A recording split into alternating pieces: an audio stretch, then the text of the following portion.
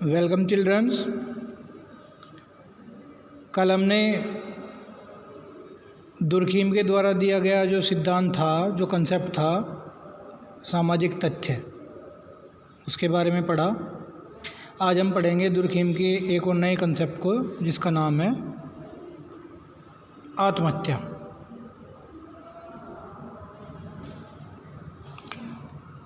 देखिए, आत्महत्या जो है, आत्महत्या को लेकर दुर्खीम ने एक पुस्तक भी लिखी और जिसे दुर्खीम ने आत्महत्या का ही नाम दिया, द सुसाइड, और ये पब्लिश हुई 1879 में। दुर्खीम ने इसे जो है 3 भागों में बांटा है और दुर्खीम कहता है कि जो आत्महत्या है उसे हमें सामाजिक तथ्य मानना चाहिए। जिस प्रकार से जितनी भी सामाजिक घटनाएं होती हैं, दुर्खीम कहता है कि उन सामाजिक घटनाओं को सामाजिक तथ्य मानकर ही हमें उसका अध्ययन करना चाहिए। ठीक उसी प्रकार से दुर्खीम आत्महत्या को भी सामाजिक तथ्य बताते हैं। आत्महत्या को दुर्खीम एक सामाजिक घटना बताते हैं। और आत्महत्या की जो घटनाएं हैं वो आए दिन हमें देखने और सुनने को मिलती है कि जैसे कोई बच्चा है, अनुत्तीर्ण होने के कारण, परिवार के प्रेशर के कारण वो जान दे देता है। लड़के और लड़की में जो है मनपसंद विवाह ना होने के कारण जो है वे अपना जो है आत्महत्या कर लेते हैं। किसी का दिवाला निकल गया, व्यापार में बहुत ही लॉस हो गया, कर्जदार पीछे पड़े हुए हैं, उस स्थिति से छुटकारा पाने के लिए वो जो है आत्महत्या कर लेता है। माता पिता द्वारा दहेज न देने की वजह से सास ससुर द्वारा, पति द्वारा अत्याचार से मुक्ति पाने के लिए लड़कियां जो हैं केरोसिन छिड़क कर आग लगा लेती हैं, आत्महत्या कर लेती हैं। तो इस प्रकार से कई बार क्या होता है, लंबी बीमारी होती है, उससे तंग आकर व्यक्ति जहर खा लेता है। तो इस प्रकार से ऐसे बहुत सारे उदाहरण हैं जो हमें यत्र तत्र हमेशा देखने को मिलते हैं अपने समाज में। दुर्खीम का मानना है कि जो सामाजिक घटना, जो आत्महत्या है वो एक सामाजिक घटना है और ये वैयक्तिक विघटन का प्रतीक होती है।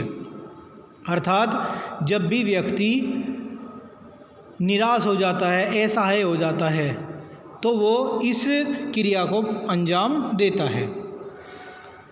दुर्खीम का मानना ये भी है कि समाज में कुछ ऐसी शक्तियाँ होती हैं जो मनुष्य को आत्महत्या करने के लिए प्रेरित करती हैं या उन पर बल देती हैं, और यह शक्ति सामाजिक जीवन की परिस्थितियों में से ही उत्पन्न होती है। साधारण शब्दों में कि आत्महत्या करने की जितनी भी कंडीशन उत्पन्न होती हैं वो सब हमारे समाज के बीच से ही उत्पन्न होती हैं, बाहर से कहीं कुछ नहीं होता। सारी कंडीशन उत्पन्न होने का कारण हमारा समाज ही होता है।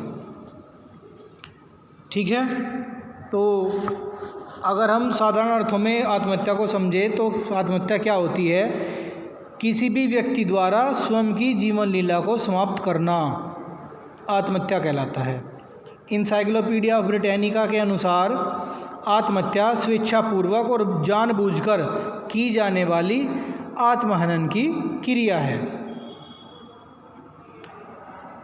दुर्खीम क्या कहता है कि ऐसी मृत्यु, दुर्खीम कहता है कि आत्महत्या शब्द मृत्यु की उन समस्त घटनाओं के लिए प्रयोग किया जाता है जो स्वयं मरने वाले की सकारात्मक या नकारात्मक क्रिया का प्रत्यक्ष या अप्रत्यक्ष परिणाम होती है और जिसके भावी परिणाम अर्थात मृत्यु को वह जानता है।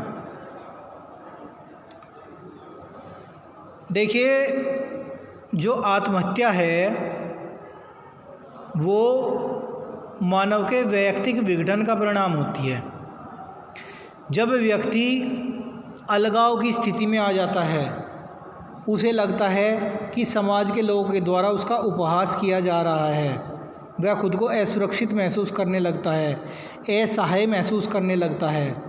तो ऐसी स्थिति में वो ये सोचता है कि इस जीवन से तो मृत्यु भली है और वो अपनी जीवन लीला को समाप्त कर लेता है। ऐसी बहुत सारी कंडीशन समाज में होती हैं, समाज के अंदर ही उत्पन्न होती हैं, जिनकी वजह से व्यक्ति स्वयं की जीवन लीला को समाप्त कर लेता है। और इस आत्महत्या के कारण बहुत सारे हो सकते हैं।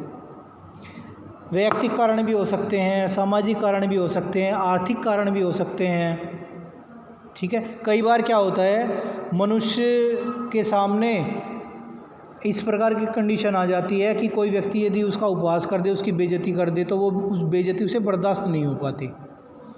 वो जहाँ से भी गुजरता है उसे लगता है कि सब लोग जो है तेरा मजाक उड़ा रहे हैं, उपहास उड़ा रहे हैं। तो वो इन सारी कंडीशन को देखते हुए इन सब से परेशान होकर अपनी जीवन लीला को समाप्त कर लेता है। और दुर्खीम ने इसी को ही आत्महत्या कहा है। अगर हम आत्महत्या के पक्षों की बात करें तो आत्महत्या के बहुत सारे पक्ष हैं। उनमें सबसे पहला है कि आत्महत्या में व्यक्ति स्वयं ही अपने आप को मारता है। इस कार्य को करने के लिए उसे किसी दूसरे की आवश्यकता नहीं होती। दूसरा है, आत्महत्या व्यक्ति द्वारा अपने आप को जानबूझकर इरादतन रूप से मारने की क्रिया होती है। यदि अनजाने में कोई जहर खा ले, पागलपन या भूल से कोई दुर्घटनाग्रस्त होकर मर जाए तो हम उसे आत्महत्या नहीं कहेंगे। देखिए, आए दिन रोड एक्सीडेंट होते हैं, उनमें बहुत मौतें होती हैं, तो वो आत्महत्या नहीं होगी। लेकिन अगर जानबूझकर कोई किसी वाहन में टक्कर मार दे तो उसे हम आत्महत्या कहेंगे। नेक्स्ट है, आत्महत्या में व्यक्ति अपनी क्रियाओं के प्रति जागरूक होता है। इसका मतलब है कि वो जानता है कि वो क्या करने जा रहा है और उसका क्या परिणाम होगा। इसके बाद है, आत्महत्या के लिए व्यक्ति स्वयं ही प्रयास करता है और उस विधि का चयन करता है जिसका वह आत्महत्या के लिए प्रयोग करेगा। और कई बार तो क्या होता है कि व्यक्ति जो है योजनाबद्ध तरीके से भी आत्महत्या करता है। इसके बाद है, आत्महत्या वैयक्तिक विघटन का प्रतीक है। नेक्स्ट है, आत्महत्या सामाजिक विघटन का भी प्रतीक है। इसके बाद है, आत्महत्या कभी कभी गैर सामाजिक कारणों का भी परिणाम होती है। ठीक है। इसके बाद है आत्महत्या की विशेषताएं। दुर्खीम ने कुछ विशेषताएं बताई हैं आत्महत्या की। इनमें सबसे पहली है कि ऐसी मृत्यु को आत्महत्या कहा जाएगा जो स्वयं मरने वाले व्यक्ति की क्रिया का परिणाम होती है। आत्महत्या में व्यक्ति स्वयं ही अपने जीवन को समाप्त करता है। अर्थात जब भी कोई व्यक्ति आत्महत्या करता है तो उसे ये भलीभांति पता होता है कि तू क्या कर रहा है और इसका क्या परिणाम होगा। आत्महत्या करने के लिए व्यक्ति को किसी अन्य व्यक्ति के सहायता की या सहारे की आवश्यकता नहीं होती। इसके बाद व्यक्ति इच्छापूर्वक सोच विचार कर आत्महत्या करता है और वह अपने इस क्रिया के परिणाम को जानता है। अर्थात जो भी व्यक्ति कर रहा है वो जानबूझकर करेगा और सोच विचार कर करेगा और अपनी स्वयं की इच्छा से करेगा।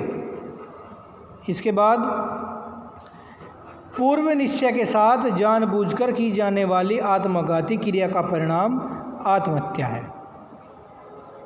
दुर्खीम ने यूरोप के 11 देशों का अध्ययन किया, वहाँ के आंकड़े लिए और उसके आधार पर अपने मत की पुष्टि की कि वास्तव में आत्महत्या व्यक्ति के द्वारा जानबूझकर निश्चयात्मक तरीके से की जाने वाली आत्महत्या है, की जाने वाली क्रिया है जिसका परिणाम व्यक्ति पहले से ही जानता है।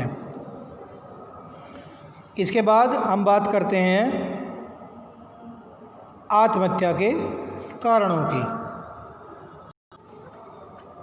देखिए, आत्महत्या के चूँकि आत्महत्या जो है एक सामाजिक घटना माना है गया है दुर्खीम के द्वारा, और इसके लिए जो परिस्थिति उत्पन्न होती है वो भी समाज से ही उत्पन्न होती है, तो इसलिए इसके बहुत सारे कारण हैं जिनकी हम अब चर्चा करेंगे। सबसे पहला कारण है मनोव्याधि की अवस्थाएं।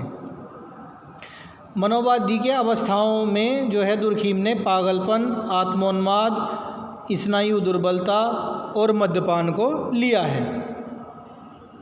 देखिए, दुर्खीम कहता है कि पागलपन एक ऐसी बीमारी है जो किसी भी समाज में तुलनात्मक दृष्टि से स्थायी होती है और भिन्न भिन्न समाजों में इस रोग की मात्रा में भी अंतर पाया जाता है। जो पागलपन है वो एक मानसिक अलगाव की स्थिति है।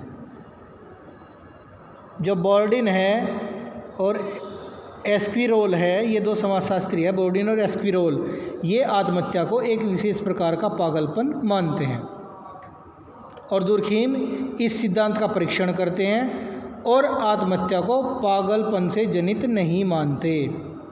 कुछ लोग आत्महत्या को आनंद, मतिभ्रम या दीवानगी, अत्यधिक निराशा, अत्यधिक शोक, इसका भी जनित मानते हैं।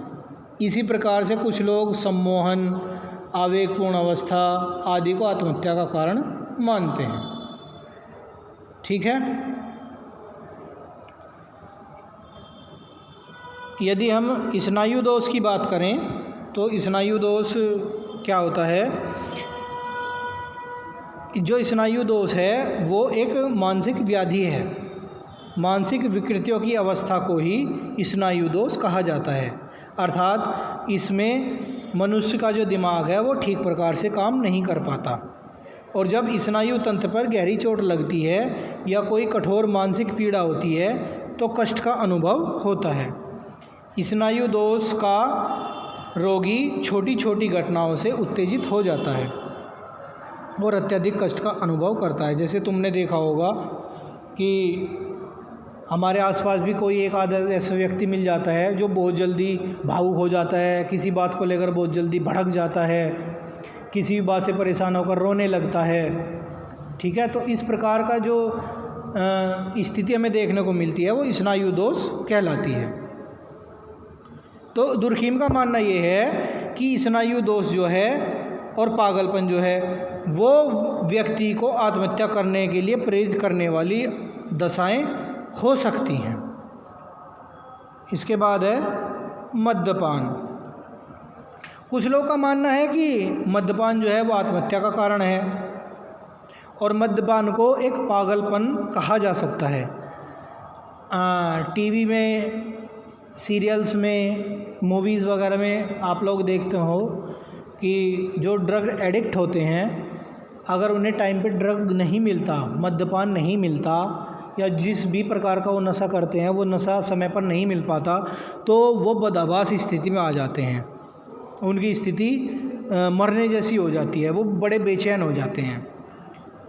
ठीक है, और ऐसी स्थिति में ड्रग ना मिलने की वजह से उनकी कई बार जो है आत्महत्या, मृत्यु तक हो जाती है। तो इसी रूप में इसे आत्महत्या का नाम दिया गया है।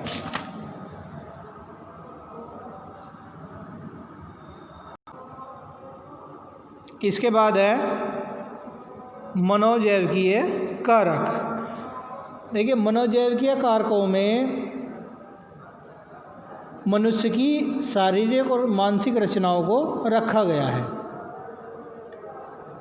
विशुद्ध मनोवैज्ञानिक अवस्थाएं और पैतृकता से जो भी गुण प्राप्त होते हैं वे भी आत्महत्या के लिए उत्तरदायी हो सकते हैं। कुछ लोग प्रजातीय विशेषताओं को भी आत्महत्या में शामिल करते हैं। विशिष्ट प्रजातियों में आत्महत्या के प्रति एक निश्चित झुकाव पाया जाता है और हम आगे इन्हीं कारकों की जो है चर्चा करेंगे। सबसे पहला है प्रजाति और आत्महत्या कि प्रजाति किस प्रकार से आत्महत्या के लिए प्रेरित करती है या नहीं करती। प्रजाति और आत्महत्या में सहसंबंध बताने से पहले दुर्खीम ने प्रजाति को बताया कि प्रजाति क्या है। तो प्रजाति जो है उन व्यक्तियों का समूह है जो सामान्य लक्षण से युक्त होते हैं और ये लक्षण यौन संबंधों के द्वारा, पैतृकता द्वारा प्राप्त होते हैं। ठीक है, तो वर्तमान में प्रजाति व राष्ट्रीयता एक समान है। कुछ विद्वान प्रजातीय लक्षणों से आत्महत्या का कारणात्मक संबंध भी स्थापित करते हैं, लेकिन दुर्खीम प्रजातीय और आत्महत्या के संबंधों को अस्वीकार करते हैं और इसके विरुद्ध अपना तर्क देते हुए कहते हैं कि आत्महत्या की जटिल और विशिष्ट प्रवृत्ति को प्रजाति के सामान्य लक्षणों द्वारा स्पष्ट नहीं किया जा सकता। अतः आत्महत्या और प्रजाति में कार्यकरण का कोई संबंध नहीं है। इसके बाद है पैतृकता। देखिए, पैतृक आत्महत्या का अर्थ है कि आत्महत्या करने वाले के बच्चे भी इसलिए आत्महत्या करते हैं क्योंकि उनके माता पिता के आत्महत्या के लक्षण वंशानुगत होते हैं, अर्थात आत्महत्या की प्रवृत्ति के लक्षण माता पिता द्वारा उनकी संतानों में भी पहुंच जाते हैं, जो कि समान परिस्थितियों में उन्हें भी आत्महत्या करने के लिए प्रेरित करते हैं। बहुत सारे समाजशास्त्री हुए हैं, उन्होंने बहुत सारे अध्ययन किए। उनमें से एक समाजशास्त्री है गाल। तो गाल ने पेरिस के एक धनी जमींदार का अध्ययन किया और उसने बताया कि एक धनी जमींदार ने आत्महत्या की और उसके 7 बच्चों ने भी ऐसा ही किया।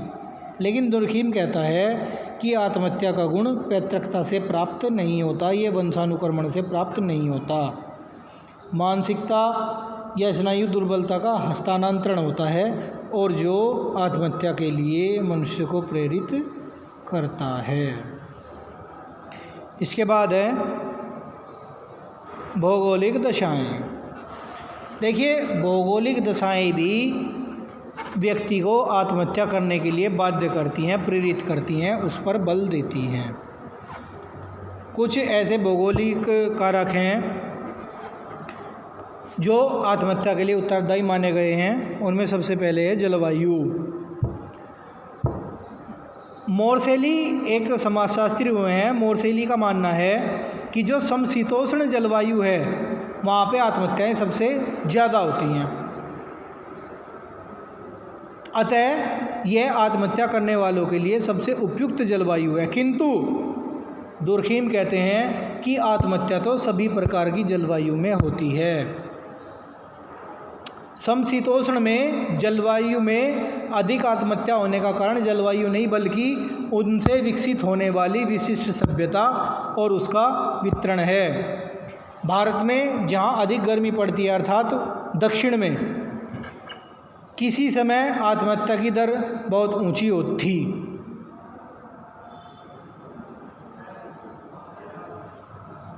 दुर्खीम लिखता है, हमें लोगों में आत्महत्या की असमान प्रकृति के कारणों की खोज जलवायु के रहस्यमय प्रभाव में नहीं बल्कि इस सभ्यता की प्राकृतिक और विभिन्न देशों में इसके वितरण की पद्धति में करनी चाहिए।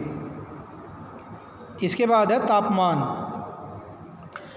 देखिए, सामान्यतः ऐसा माना जाता है कि ऐसा मौसम आत्महत्या की प्रेरणा देता है जिसमें अधिकांशतः जो है आकाश अंधकारपूर्ण हो, तापमान बहुत कम हो, नमी अधिक हो। अर्थात हम कह सकते हैं कि जो नमी तलहटी और तराई का क्षेत्र है, ठीक है, ऐसी स्थिति में आत्महत्या करने वाले को प्रकृति स्वयं दुखी और निराश दिखाई देती है। निराशा से भरा वातावरण व्यक्ति के मन में विषाद उत्पन्न करता है और वो अपने जीवन के प्रति उदासीन हो जाने के कारण आत्महत्या कर लेता है। देखिए, मोंटेस्क्यू ने आत्महत्या का ऋतु के साथ संबंध जोड़ा है और इन्होंने बताया कि ठंडे देशों में और पतझड़ के मौसम में सबसे अधिक आत्महत्याएं होती हैं। लेकिन दुर्खीम कहता है कि अधिकतम आत्महत्या न तो सर्दियों में होती है, न ही पतझड़ में और न ही मधुर मौसम में होती है। जब प्रकृति सर्वाधिक मुस्कुराती है और तापमान सर्वाधिक सौम्य होता है, मनुष्य जीवन को त्यागना तब अधिक पसंद करता है जब वह सबसे कम कठिन होता है। ग्रीष्मकाल में सबसे अधिक आत्महत्याएं की जाती हैं। इसकी पुष्टि के लिए यूरोप के देशों का तुलनात्मक अध्ययन किया दुर्खीम ने और पाया कि सभी देशों में गर्मियों में आत्महत्या की दर अन्य मौसम की तुलना में सबसे अधिक रही है। तो इस प्रकार से जलवायु और तापमान भी आत्महत्या के लिए प्रेरित करता है। इसके बाद है सामाजिक कारक। देखिए, सामाजिक कारकों में हम बहुत सारे चीज़ों को इंक्लूड कर सकते हैं, जैसे दोषपूर्ण समाजीकरण, सामाजिक कुरीतियाँ, पद की हानि, सामाजिक विघटन। ये सब क्या हैं? ये सब सामाजिक कारक हैं जो मनुष्य को आत्महत्या करने के लिए बाध्य करते हैं या इन्हें आत्महत्या के लिए उत्तरदायी ठहराया जाता है। यदि हम दोषपूर्ण समाजीकरण की बात करते हैं तो समाजीकरण क्या है? समाजीकरण एक लर्निंग प्रोसेस है, सीखने की प्रक्रिया है, जिसे मनुष्य जन्म से और मृत्यु तक सीखता है, उसे हम समाजीकरण का नाम देते हैं।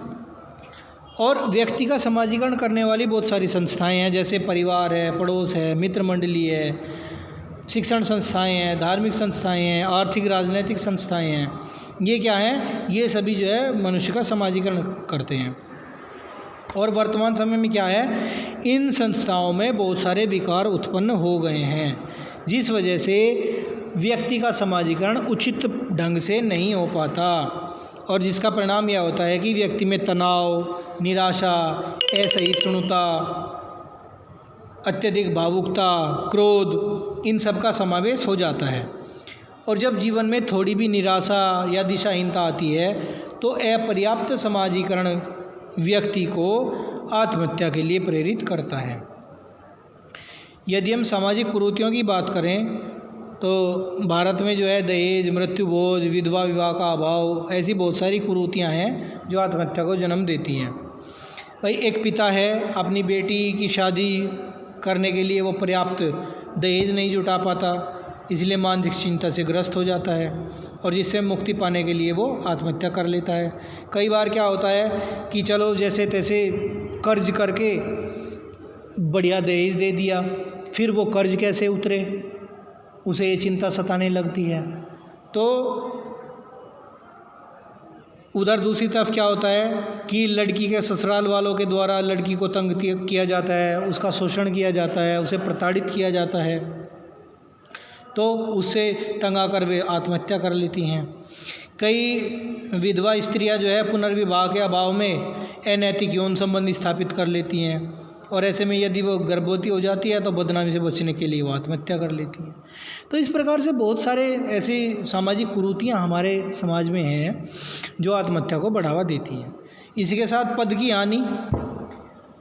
भाई, कोई व्यक्ति है, उसका दिवाला निकल गया, उसका जो व्यापार था वो बंद हो गया, वो किसी नौकरी पर कार्यरत है, उसे उस पद से हटा दिया, तो उसकी जो सामाजिक प्रतिष्ठा है वो घट जाती है, जिसकी वजह से उसे बहुत ठेस पहुंचती है, उसे आत्मग्लानि होती है, और वो हीन भावना से ग्रस्त हो जाता है और ख़ुद को बहुत ही असहाय महसूस करने लगता है, अलगाव की स्थिति में आ जाता है, डिप्रेशन में आ जाता है।